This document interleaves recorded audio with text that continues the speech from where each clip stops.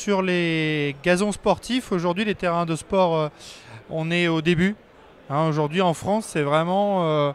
alors nous, Bell Robotics, on a été les premiers à être présents sur les terrains de sport. Mais aujourd'hui, d'autres intervenants arrivent, Husqvarna notamment. Mais on est, voilà, on est qu'au début par rapport à d'autres pays comme l'Allemagne ou les pays du Nord qui sont beaucoup plus présents sur les terrains de sport. En France, on est vraiment qu'au début.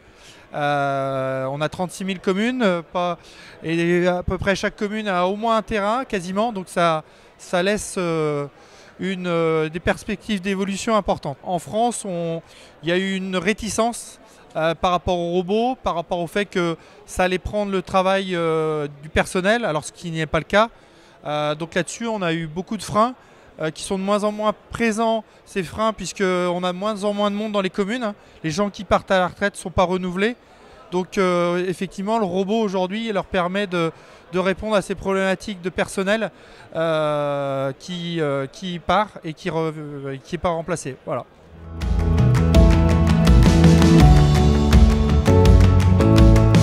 Alors ça fait quelques années qu'on travaille sur l'argumentation. Aujourd'hui, c'est un peu l'inverse. Les gens viennent nous chercher.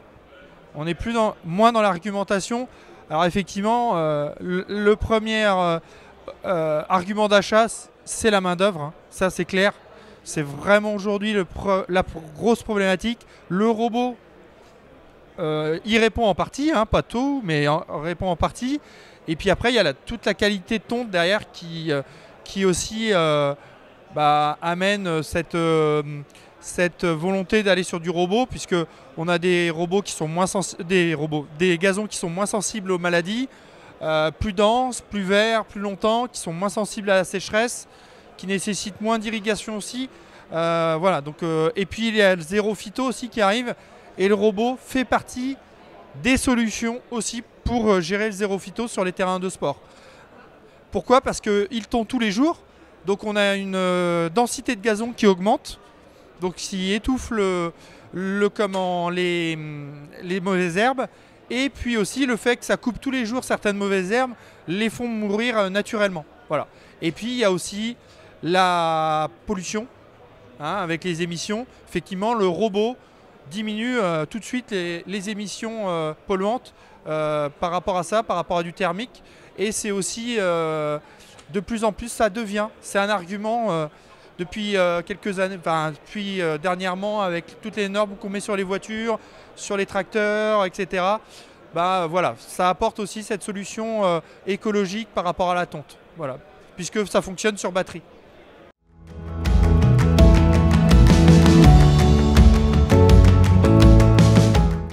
En 2022, nous, l'innovation, elle va être plutôt 2023, ça va être le sans fil, hein, puisqu'aujourd'hui les robots travaillent avec un fil périmétrique qui délimite la zone de tonte, et on va arriver avec la technologie sans fil grâce aux précisions du GPS RTK, avec les signaux, les satellites russes, européens, américains et puis chinois, qui va permettre d'avoir des précisions à 2 cm sur le terrain et qui va nous permettre de fonctionner sans fil. Donc ça va être l'innovation qui va arriver en 2023, peut-être 2022 sur certains terrains en test. Voilà. Après, nous, dans le groupe Yamabico, c'est un groupe japonais. Ils sont très sensibles à la sécurité. Donc avant de lancer cette technologie sans fil, ils veulent vraiment être sûrs que ça soit sécurisé à 100% et pas à 99,9%. Voilà.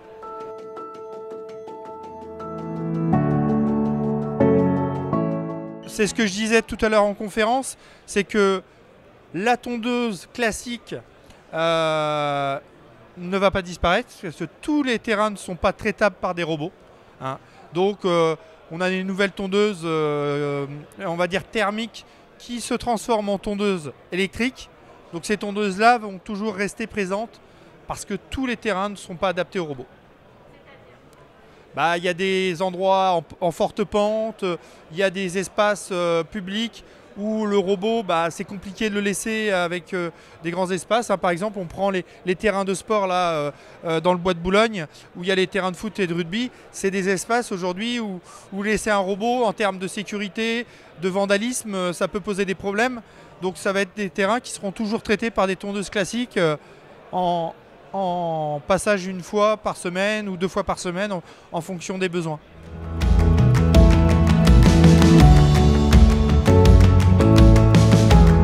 Bah, aujourd'hui, les évolutions, c'est ce que je disais en conférence. Demain, ça peut être le robot peut envoyer des datas, ça peut être des choses qu'on peut imaginer, mais je dirais le champ des possibles est entre guillemets inimaginable. On peut aller très loin aujourd'hui dans la technologie. Aujourd'hui, dans l'agricole, c'est parti aussi. On peut aller très loin aujourd'hui. Aux États-Unis, il y a des tondeuses de golf qui sont entièrement autonomes, hein. Elles partent de leur station de charge et elles vont faire les golfs. C'est déjà aux États-Unis, c'est déjà. Alors là-bas aux États-Unis, les contraintes liées à ces machines qui fonctionnent en autonome ne sont pas du tout les mêmes qu'en France, puisqu'en France, il faut un opérateur dans un rayon de 300 mètres. Alors ce qui n'est pas le cas avec nos robots, mais sur des machines classiques, il faut en Europe quelqu'un dans un rayon de 300 mètres. Voilà.